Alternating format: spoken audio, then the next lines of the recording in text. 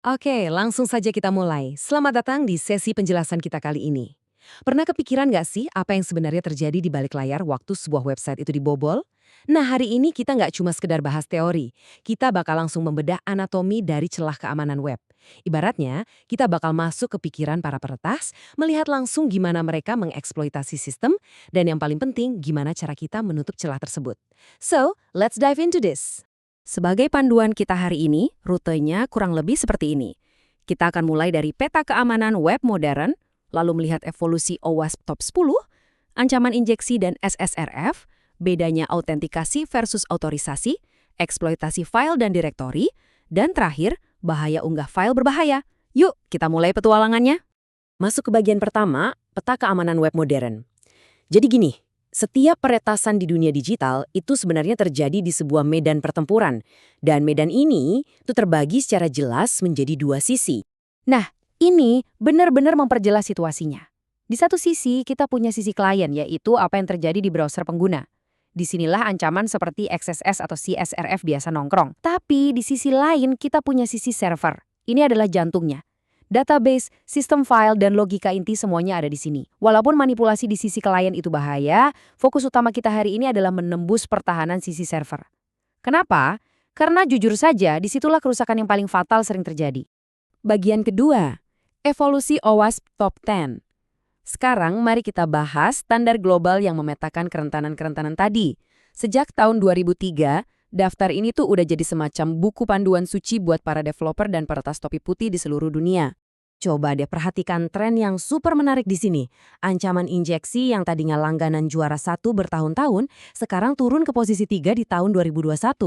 XSS malah udah hilang dari top 10. Keren kan? Tapi tunggu dulu. Kesalahan konfigurasi keamanan tetap aja membandel di posisi atas. Dan yang bikin kaget, ada pendatang baru yang langsung mencuri perhatian. SSRF. Ini jadi bukti nyata loh, waktu pertahanan kita makin kuat di satu sisi, penyerang pasti bakal selalu nemuin celah baru. Masuk ke bagian ketiga, ancaman injeksi dan SSRF. Sekarang coba Anda bayangkan, apa jadinya kalau sistem Anda dengan santainya langsung percaya gitu aja sama input dari orang asing? Poin krusialnya ada di sini. Akar masalah dari hampir semua serangan injeksi itu adalah kurangnya validasi input. Titik. Aplikasi menerima data mentah dari pengguna dan langsung menjalankannya seolah-olah itu perintah resmi. Bayangin aja kayak ada orang asing masuk ke apotek, ngasih resep obat yang dia tulis sendiri, terus apotekernya langsung racik tanpa nanya-nanya lagi. Bahaya banget kan? Terus, gimana dengan SSRF, si ancaman pendatang baru tadi? Nah, di celah ini, peretas itu pinter banget. Mereka pada dasarnya menyulap server Anda sendiri menjadi senjata. Karena sistem nggak memvalidasi URL input, penyerang bisa memaksa server Anda buat ngambil data internal atau bahkan menjadikannya proxy untuk nyerang sistem lain. Server yang niat awalnya mau melayani pelanggan, tiba-tiba dicuci otaknya jadi kaki tangan peretas. Bener-bener cerdik, tapi mematikan. Oke, bagian keempat, autentikasi versus otorisasi. Mari kita geser sedikit ke pintu depan aplikasi web buat meluruskan satu kesalahpahaman yang sering banget terjadi, tapi dampaknya luar biasa. Banyak loh yang masih ketukar antara dua hal ini. Padahal analoginya sesederhana ini. Autentikasi itu ibarat satpam di pintu depan yang ngecek KTP Anda. Apakah Anda beneran orang yang Anda sebut? Biasanya kita pakai password buat ini. Nah, sedangkan otorisasi itu kayak pengecekan kartu akses VIP. Oke, Anda boleh masuk gedung, tapi apa Anda punya izin buat masuk ke ruang berangkas? Ingat, otorisasi itu selalu datang setelah autentikasi.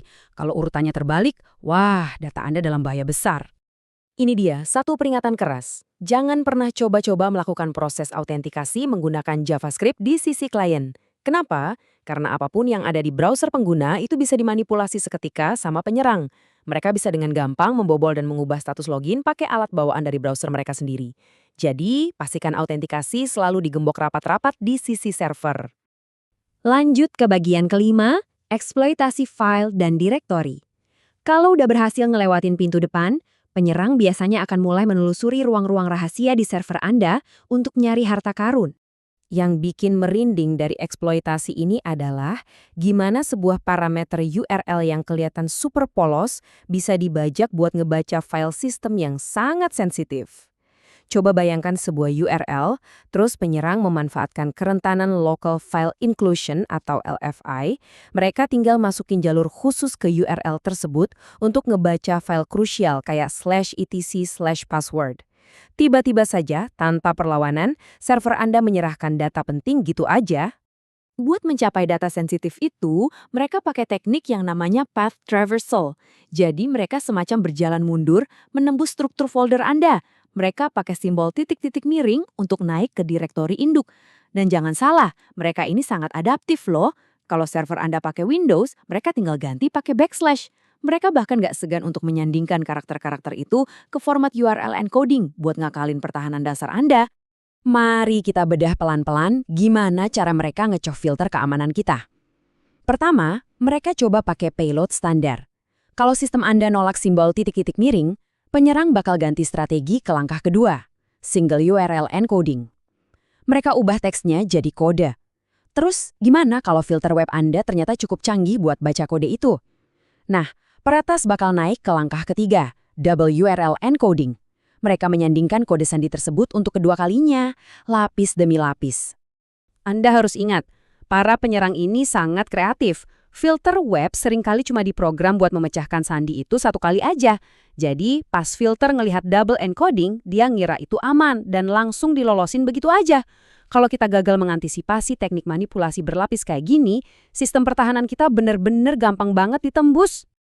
Akhirnya kita sampai di bagian ke-6. Bahaya unggah file berbahaya. Ini nih momen klimaksnya, di mana penyerang beralih dari sekedar maling data menjadi penguasa total dari sistem Anda. Fitur unggah foto profil atau dokumen kan emang umum banget ya, tapi konsekuensinya bisa bener-bener fatal kalau file yang masuk itu nggak diverifikasi secara ketat. Bayangin aja, Anda minta pengguna unggah gambar JPG, tapi mereka malah nyelipin skrip berbahaya ke dalamnya, dan server Anda dengan polosnya menyimpan skrip itu langsung di direktori aplikasi.